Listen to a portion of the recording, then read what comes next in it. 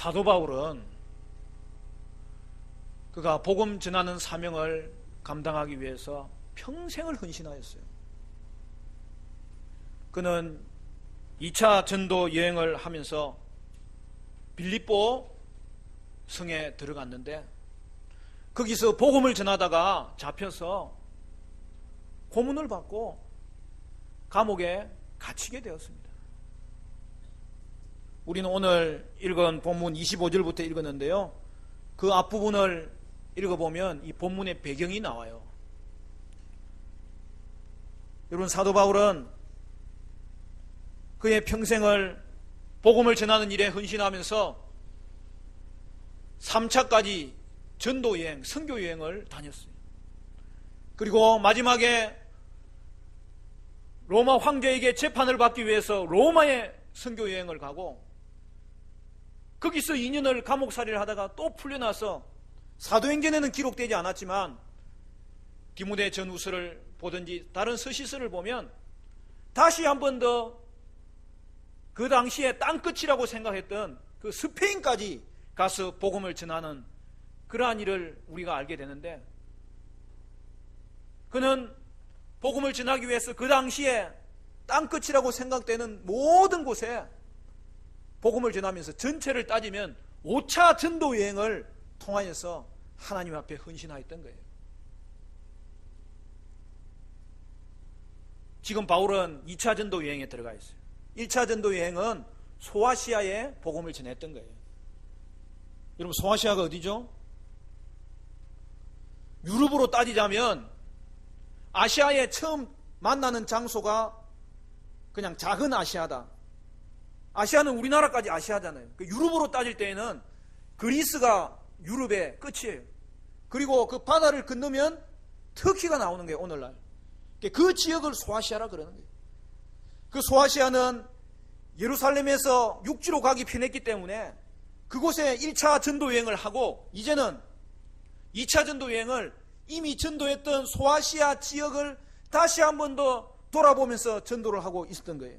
그런데 그때 밤에 환상을 보게 됩니다. 지금은 하나님의 말씀이 다 완성이 됐기 때문에 여러분, 꿈으로 하나님의 계시를 받는 건 아닙니다. 그는 참고만 하는 거예요.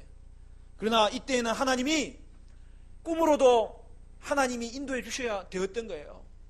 그때 그 꿈에 마게도냐, 즉 유럽 사람 한 사람이 손을 흔들면서 와서 우리를 도와주시오, 그렇게 자기를 부르는 그 꿈을 꾸고 그는 하나님의 계시인 줄을 알고 배를 타고 이제 유럽으로 처음으로 넘어가는 거예요. 거기에 첫 성이 바로 빌립보, 오늘 본문의 배경인 빌립보 성입니다. 거기서 바울과 실라는 바닷가에 기도하러 갑니다. 사도 바울은 늘 규칙적으로 기도했어요. 아침과 저녁으로. 우리가 새벽 기도하듯이. 근데 기도하러 바닷가에 갔는데 거기 보니까 루디아와 그와 함께한 사람들이 모여 있는 것을 발견하고 그들에게 접근하여 예수의 복음을 전했더니 그들이 예수를 믿고 드디어 빌립보에 첫 교회가 생기게 된 거예요. 그리고 또 다른 데 기도하러 가는데 그 기도하러 갈 때마다 귀신 들린 여인 하나가 자꾸 괴롭히는 거예요. 한 번은 기도하러 가는데 이거는 그냥 있어서 될 일이 아니구나. 그리하여 그 귀신 들린 자를 다가가서 그에게 예수 이름으로 떠나가라고 명령하였을 때 그 귀신 들린 여인에게서 귀신이 떠나가고 온전하여진 거예요. 여러분, 이런 과정을 볼 때에 선교에서 복음을 전하는 일은 언제나 기도와 연결되어 있다는 것을 확인할 수 있습니다. 그러나 사명을 감당하는 바울의 앞길에는 복음을 전하였을 때에 루디아와 같이 주님을 받아들이는 사람이 있는가 하면 오늘 본문에 나오듯이 점치는 귀신 들린 여인을 고쳐준 결과로 바울과 실라는 예상치 못한 고난을 받게 되는 것도 보게 되는 것이에요. 여러분, 이 여인이 고침받은 말미암아 주인이 더 이상 그 여자가 점치는 일이 가능하지 않다는 것을 알고 돈을 벌 수 없으니까 바울과 실라를 시장의 관리에게 고소합니다. 귀신에 사로잡힌 자를 온전케 해주었으면 그것으로 인하여 감사해야 될 텐데 도리어 고쳐준 사람을 손해를 나게 했다고 재판정에 넘기는 것이 오늘 본문의 내용이에요. 사랑하는 성도 여러분, 바로 이 모습이 오늘날 이 시대의 모습이에요. 오늘날 이 시대의 우상은 물질이에요. 돈이에요. 돈을 위해서라면 수단과 방법을 가리지 아니하고 목숨조차도 빼앗아가면서 빼앗고 착취하고 가지려고 하는 이 세대의 탐욕 가운데 오늘 우리의 모습이 통일한 모습인 것이죠. 여러분, 불쌍한 여인이 귀신 든 것도 그것이 돈을 버는 일에 사용된다면 그 여인을 수단으로 이용할 뿐 그녀가 얼마나 그 영혼이 피폐하고 그 마음이 무너졌는지에 대해서 아무도 관심 가지지 않았던 것이 오늘 성경의 모습인 것이죠. 따라서 그녀가 온전케 되었을 때 주인은 기뻐하기는커녕 이 일로 자신의 유익에 손해가 된 것으로 인하여서 화를 내고 결국 바울과 실라를 그 치안 재판관에게 끌고 갔던 것이죠. 여러분, 귀신 들린 것은 이 여인만의 문제가 아니에요. 그 주인도 귀신에 사로잡혀 살아가는 모습이었다는 사실이죠. 오늘날도 물질과 쾌락과 권력에 사로잡혀 살아간다면 그 모든 삶은 동일하게 귀신에 매여서 살아가는 삶이라고밖에 그들의 삶을 판단하지 않을 수 없는 거예요. 여러분, 이 일 후에 어떤 일이 벌어집니까? 빌립보의 치안 재판관은 유대인들이 들어와서 로마 사회를 어지럽힌다는 그 귀신 들린 여인의 주인의 고소에만 귀를 기울이고 집행관에게 명령합니다. 이 집행관은 경찰 같은 사람이죠. 바울과 실라의 옷을 찢고 매로 때리고 발에 착고를 채우고 깊고 어두운 감옥에 집어넣어서 간수들로 지키게 했던 것이죠. 얼마나 억울했을까요? 감옥에서 바울은 어떻게 되는 것입니까? 우리 25절 말씀 다 같이 읽어볼까요? 25절 다 같이 시작. 한밤중에 바울과 실라가 기도하고 하나님을 찬송하며 죄수들이 듣더라.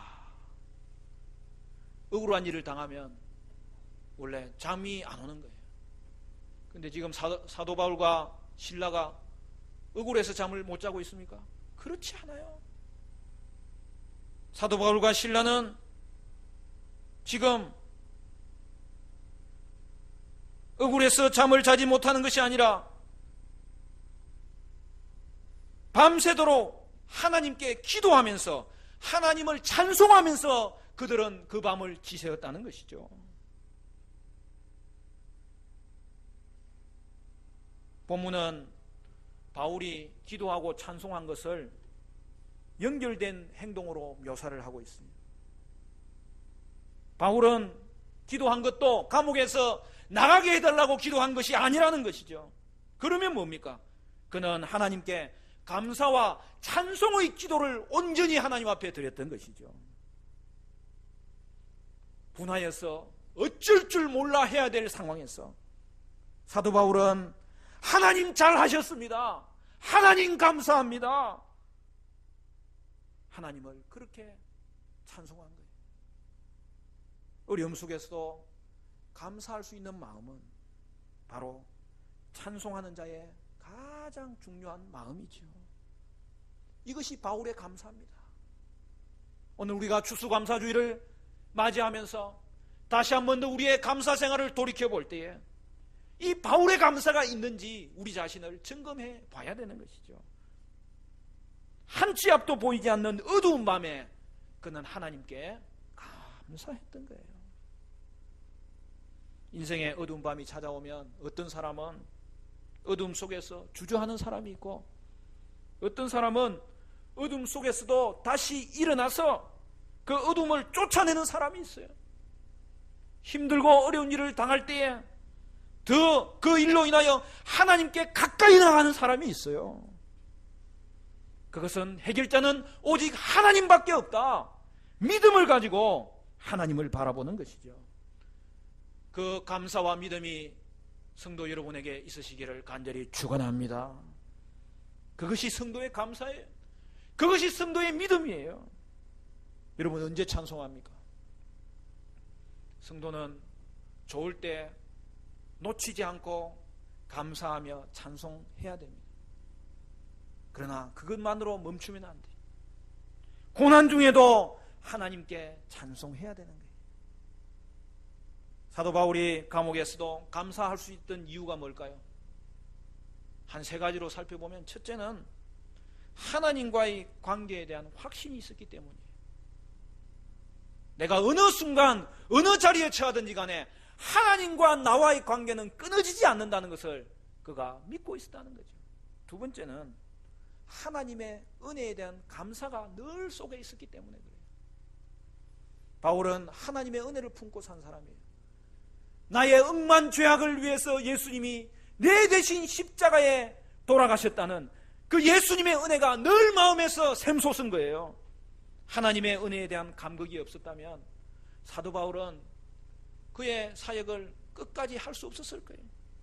지치고 쓰러졌을 거예요. 바울이 얼마나 많은 핍박을 받았습니까? 멸시를 받았습니까? 고난을 받았습니까? 그러나 그 가운데도 흔들림 없이 사명을 감당할 수 있던 유일한 이유는 하나님의 은혜를 감사하는 마음이 원래부터 넘쳤기 때문에 그 상황을 극복할 수 있었다는 사실이죠. 사도 바울이 고린도전서 15장 10절에 이렇게 고백합니다. 그러나 내가 나된 것은 하나님의 은혜로 된 것이니 내게 주신 그의 은혜가 헛되지 아니하여 내가 모든 사도보다 더 많이 수고하였으나 내가 한 것이 아니요 오직 나와 함께 하신 하나님의 은혜로라. 자신이 복음을 받은 것도 은혜고 내가 복음을 전하는 것도 은혜이기 때문에 바울은 항상 기뻐하고 감사함으로 하나님의 교회를 섬기고 하나님의 나라를 섬겼던 것이죠. 세 번째로는 모든 고난이 하나님의 뜻 안에 있다는 것을 아는 것입니다. 예수를 위해 고난받는 그 자체가 감사하고, 그리고 이 모든 고난을 통하여 하나님의 뜻이 드러날 것을 그는 믿고 있었던 것이죠.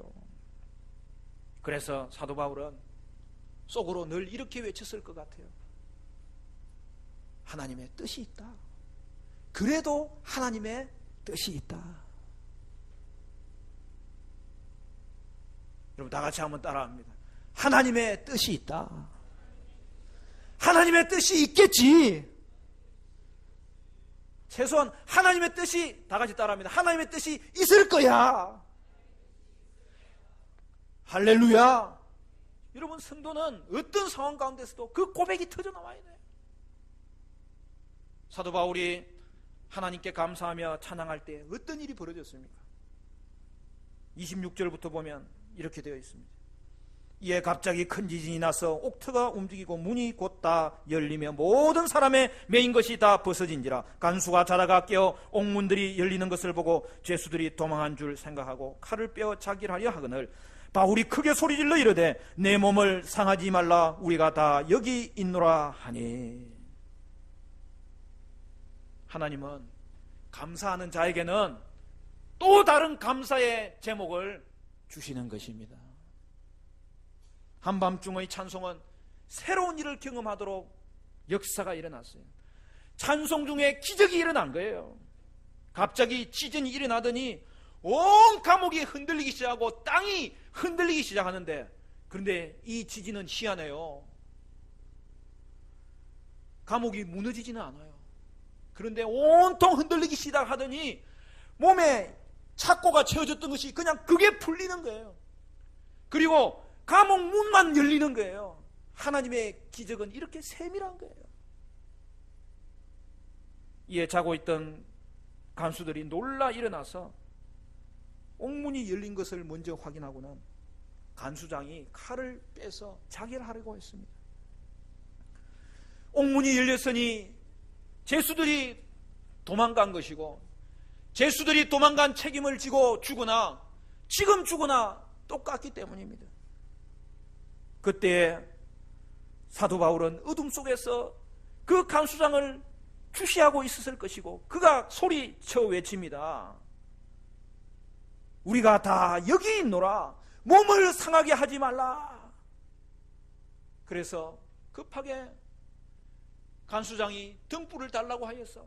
그 등불을 들고 떨면서 감옥 안에 들어가 보니 바울과 다른 죄수들도 착고가 풀린 채 다 그대로 있더라는 거예요. 여러분 29절부터 32절 우리 같이 한번 읽어볼까요? 29절부터 시작. 간수가 등불을 달라고 하며 뛰어들어가 무서워 떨며 바울과 실라 앞에 엎드리고 그들을 데리고 나가 이르되 선생들이여 내가 어떻게 하여야 구원을 받으리까 하거늘 이르되 주 예수를 믿으라 그리하면 너와 내 집이 구원을 받으리라 하고. 할렐루야. 감옥에 잡혀 들어온 바울과 실라의 모습은 처음부터 달랐어요. 죄수들은 바울과 실라가 한밤중에 감옥에서 하나님께 감사하고 하나님께 찬송하는 소리를 들었던 거예요. 25절에 맨 첫 절에 우리가 본 대로 죄수들이 듣더라. 그건 그냥 들은 게 아니에요. 귀를 쫑긋 세우고 주위에서 들었다는 표현이. 들어보니까 그들의 내용에 감옥에 들어온 걸 하나님께 감사하고 있었고 하나님께 영광을 돌리고 있었고 찬송하고 있었어요. 여러분, 예상을 뒤엎는 감사와 찬송은 그곳에 갇혀있는 모든 죄수들에게 엄청난 감동을 던져주었을 것입니다. 그리고 누가 듣습니까? 감옥을 지키는 간수들도 듣습니다. 이에 간수들은 경계심을 내려놓고 잠이 든 것이죠. 그런데 그 이후에 지진이 일어났는데 감옥문이 열렸고 간수장은 자기를 하려다가 바울이 외치는 그 소리에 깜짝 놀라 칼을 내려놓습니다. 그리고 그는 바울 앞에 다가가서 무릎을 꿇습니다. 그 전에 우리가 하나 살펴봐야 될 것은, 여러분, 감옥문이 열렸는데 바울과 실라는 도망을 안 갔다 치더라도 왜 죄수들은 도망을 안 가고 있었을까요? 여러분, 죄수들은 바울의 찬양과 기도를 들으면서 감동을 받은 거예요. 초자연적인 사건이 일어난 것도 바울의 찬송과 기도로 인하여 일어난 것임을 그들이 알았기 때문에 바울이 움직이는지 안 움직이는지 이제는 거기에 초점이 맞춰집니다. 바울이 움직이지 않으면 자신들도 도망갈 수가 없었던 거예요. 이미 그 교회 안은, 그 감옥 안은 교회가 돼버린 거예요. 여러분, 빌립보 교회는 나중에 루디아의 집에서 시작되었는데 여기서 나중에 감옥을 살고 나온, 재판을 받고 나온 이 죄수들이 빌립보 교회의 성도들이 되었고, 그리고 어떤 일이 벌어집니까?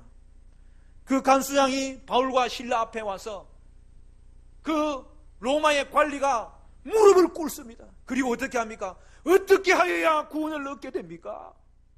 그때 그 유명한 말씀, 주 예수를 믿으라 그리하면 너와 내 집이 구원을 받으리라. 할렐루야. 감사는 더 큰 감사를 낳는 거예요.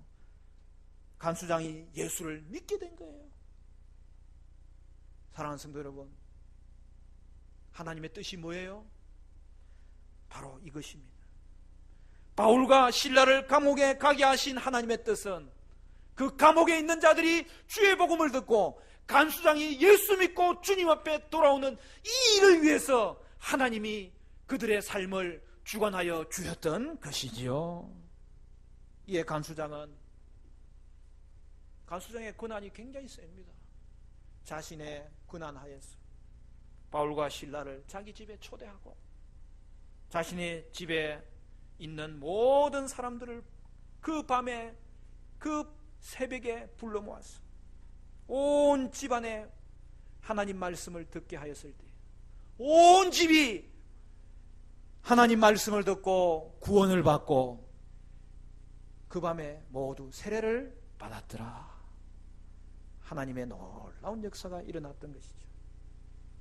사랑하는 성도 여러분, 하나님은 우리의 감사를 보고 오늘날도 일하십니다. 예수를 믿고서도 정말 제대로 된 감사 한번 하지 못하고 살았다면, 사랑하는 성도 여러분, 여러분은 하나님께 지나간 모든 시간에 대하여서 감사하시고 하나님께 영광을 올려드리시고 찬송할 수 있기를 간절히 축원합니다. 다가오는 문제들도 한순간 한순간 여러분 감사하시기를 바라요. 감사는 하나님을 기쁘게 하는 일이고 사람에게 감동을 주는 일이고 오늘도 내가 받은 하나님의 은혜를 누리는 일이 될 것을 오늘 성경이 말씀하고 있습니다. 여러분, 사도 바울의 감사는 어떤 감사입니까? 그래서 감사하는 게 아니에요.